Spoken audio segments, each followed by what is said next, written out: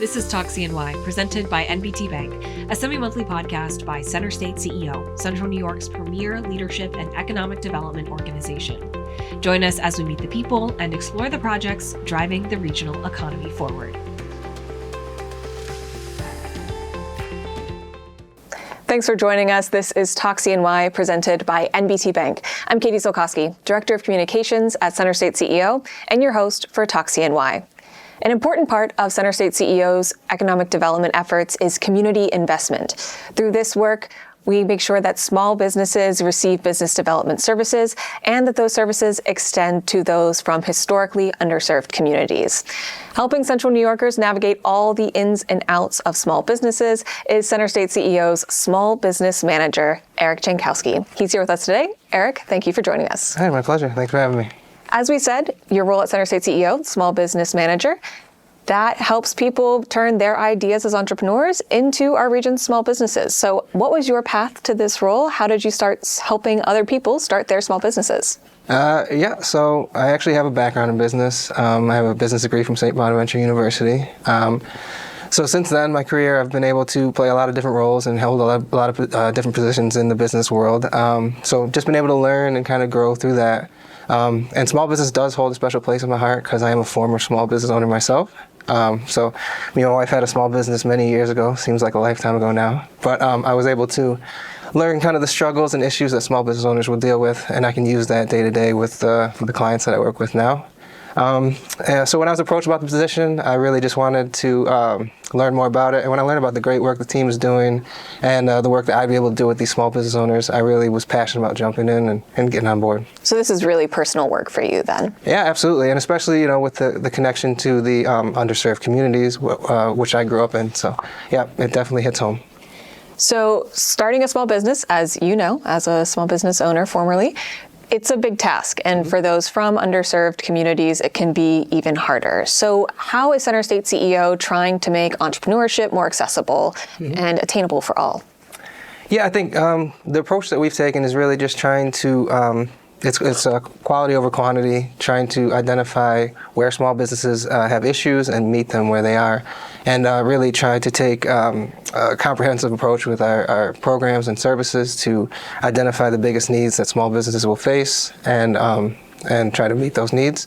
So a lot of that has to do with, the training components. A lot of small business owners, they're great at a certain service, they're great at doing something, but they might not have the ability when it comes to business ownership, or the know-how when it comes to business ownership. So just getting them trained on multiple facets of business ownership, and then getting them on the most solid foundation as possible when they start their business or launch their business, so they can be sustainable. What are some of those things that when you think of business ownership, might get either overlooked or things that entrepreneurs aren't prepared for? They might have the idea, but there's a lot that goes into owning a business that isn't just the idea. Sure. I mean, even things as simple as like entity formation or, bookkeeping or accounting, tax preparation, things that are, vital and key to running a business, but if you've never done it before, it's not something you would just know how to do. And unfortunately, a small business owner will run into issues, especially when it comes to finances or when it comes to taxes, if they're not prepared to have those skills. So a lot of CenterState CEO's programming to help small business owners kind of directly deals with that. That's along our Upstart programming and Start It classes. So can you tell me a little bit about those programs and how they directly interact with those entrepreneurs? We try to direct our services in a four-pillared approach. So it's training, technical assistance, access to capital, and real estate.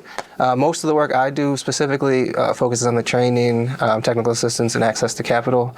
But with all the businesses I work with, we're ended up touching all four pillars at some point.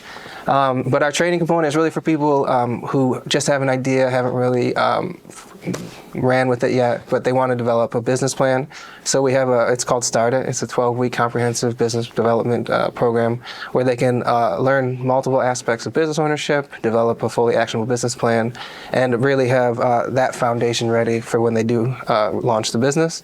After that, we try to take them a step further. Once they have that business plan, they can get into our Upstart program, which is where we start applying technical assistance to their ideas and to their business.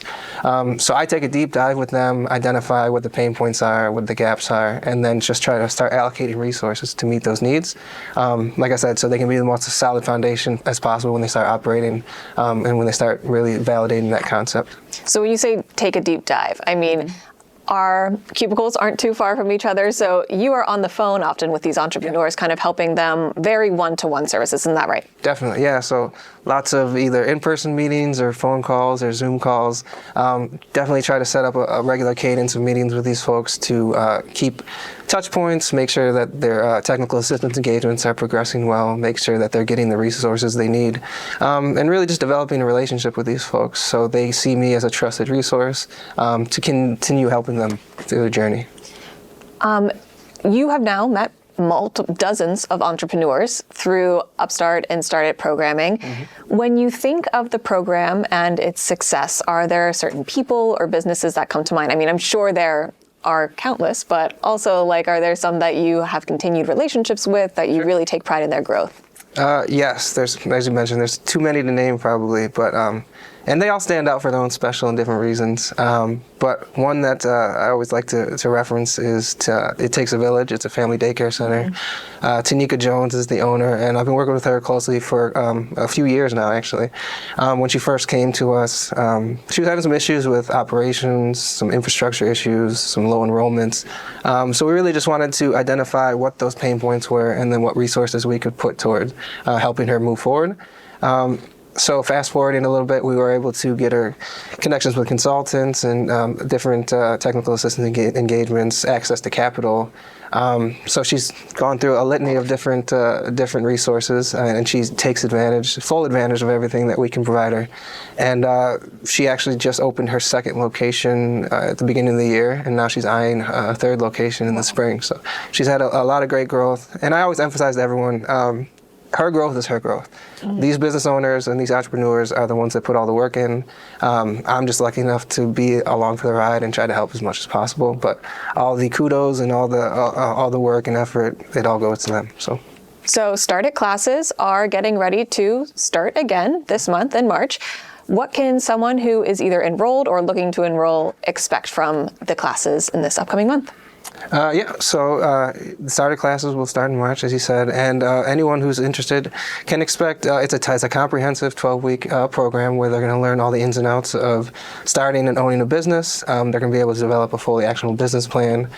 We have incorporated a new online system called LivePlan that is intended to help them develop the business plan, make that process as easy as possible. And really we're looking to constantly adapt and evolve the programming that we do provide. So we're trying to mitigate as many barriers as possible. So we're integrating language services for people with language barriers, trying to help with any educational barriers people may have, working closely with people if they have tech barriers that they face, trying to identify if people have transportation issues and help them with those issues, and even financial barriers. There is a cost to the program, but if that's an issue, we can waive those fees. So really just trying to mitigate as many barriers as possible for people and let them take advantage of the program, and because I think it's really beneficial for anyone who's looking to start their own business. And mitigating those barriers, is that something that's been since the inception, or is it something that you kind of continue to add on and evolve as the program goes through to make it more accessible? The idea has always been that, but as we learn more through each continuing training, we try to identify what these barriers are for folks and then try to address those issues. So I think as people are learning in our trainings, we're constantly learning how we can help people more. I think of tech, as you mentioned. I'm sure with the rise of e-commerce during COVID and things of that nature, that was probably a barrier that you guys addressed even more heavily once you started noticing that. So were there other moments that kind of stuck out as this is a barrier we do need to address in order to ensure that our entrepreneurs are succeeding? Sure. Yeah, I think specifically to the language barrier, we have a lot of new Americans that try to come through the program. So really trying to identify what local community partners we can utilize to help with those language barriers, translators, things like that. So yeah, we're constantly identifying new ways that we can improve our programming. And for someone who's hearing this and is interested in maybe enrolling or learning more, what's a good way to contact you to learn more about services? Any sort of direct connections you can make? I'd always recommend, you can find me on CenterState's CEO's website. You can go to the website and I'll go find the Upstart program under the programs tab. Call our offices directly and just ask for me by name. Or hopefully you just see me out somewhere and come say hi. All right. We're going to take a quick break here, but first we have a word from our presenting sponsor, NBT Bank. What I'm looking for in a bank is one that's looking out for me, like NBT. I want a relationship and a team that supports me and my dreams, like NBT. And let's face it, life can get challenging. I need a bank that's focused on me. They've been rated tops in all the things that matter, like trust, customer service, and financial advice. So when I need a bank I can trust, it's always NBT and me. Welcome back to Talk CNY, presented by NBT Bank. I'm Katie Jankowski, and with me today is CenterState CEO's Small Business Manager, Erik Jankowski. Erik, thanks for being here. Absolutely.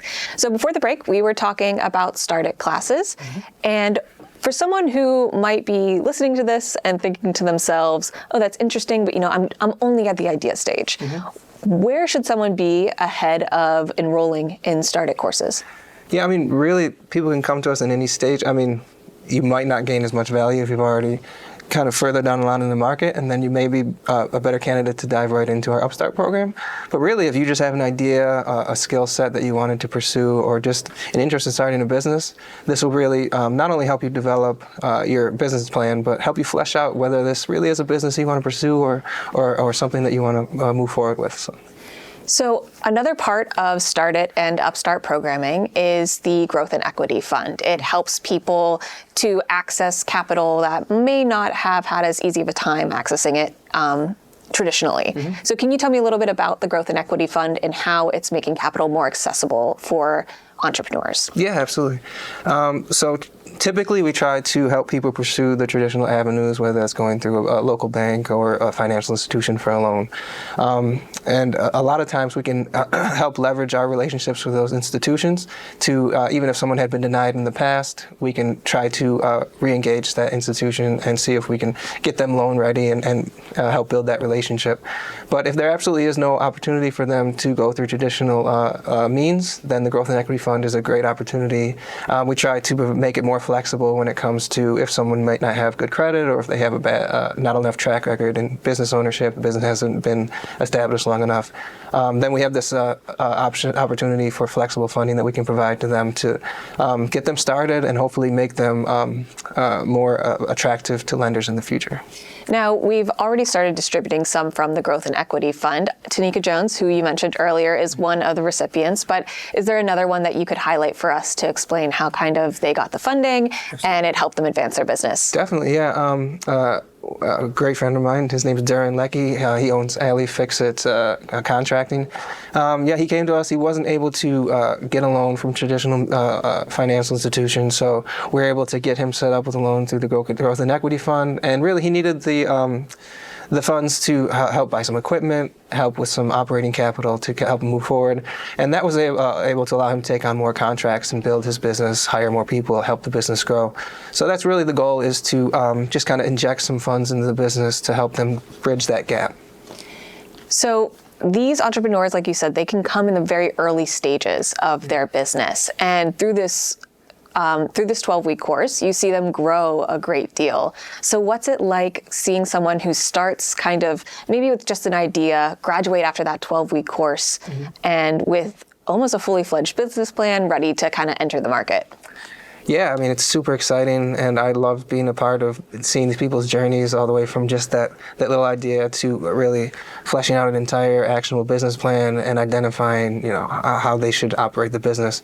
I feel privileged just being able to be a part of that, and then being able to review their business plans and provide them feedback after the fact, and then hopefully at one point work with them in the Upstart program. So it's super exciting for me, and hopefully it's exciting for them as well. So we often hear about big economic development projects in the community, but small business does play a very important role to our total economy. Yeah. So can you tell me a little bit about why small business communities are so important to our entire region? Yeah, I mean, I always say small business is the lifeblood of the economy, and I do think that the statistics kind of hold that to be true. Small businesses account for 45% of all economic activity, a third of job creation. So, I mean, they're really vital to the overall health of the economy, and I think it's just important to support a diverse economic ecosystem, really, because a lot of people may not realize, but the diversity within the Syracuse area really isn't represented in business ownership as much as it should be. For instance, the Black community represents 29% of the population, but less than 5% of businesses are actually owned by Black owners. So I think that just shows a glaring issue that needs to be addressed. And when we help diverse entrepreneurs or enable them to really reach their maximum potential, how does that help neighborhoods and the region overall? Yeah, I think for one, just more wealth and more prosperous businesses within the neighborhoods is going to lift up the neighborhood and boost the neighborhood overall. But these entrepreneurs are really they're bringing to bear not only their business, but they can help with job creation. They can help with overall wealth creation for these people's families within their community. And a lot of instances, the way small businesses operate is they're purchasing services and other things from other local small businesses. So as these small businesses grow and become more successful, it's lifting up the community as a whole. So looking maybe 2-5 years down the line, how would you like to see Central New York's small business community change and grow? Yeah, I think just if possible, more well-capitalized, sustainable small businesses within these historically underserved and under-resourced areas. More partnerships with local organizations that are focused on helping these businesses and really a focus on how important these businesses are. I mean, currently we have great partners with like the Key Foundation, Allen Family Foundation, HUD grants that help support with funding a lot of the work that we're doing, but hopefully more people will get on board and realize how important this work is. I'd also love to see more interest at younger ages in entrepreneurship and small business ownership. Really have high schools and maybe even younger kids learning about small business ownership and the importance about entrepreneurship. So people who might want to partner or mentor some of our really successful small business owners in the community, how would they be able to be a part of Upstart and Startup programming?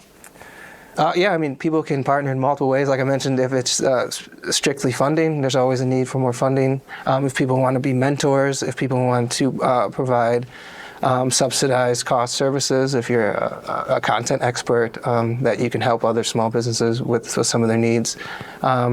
Yeah, so I mean, providing access to your network, there's multiple ways, and it's all appreciated. So any help is welcome.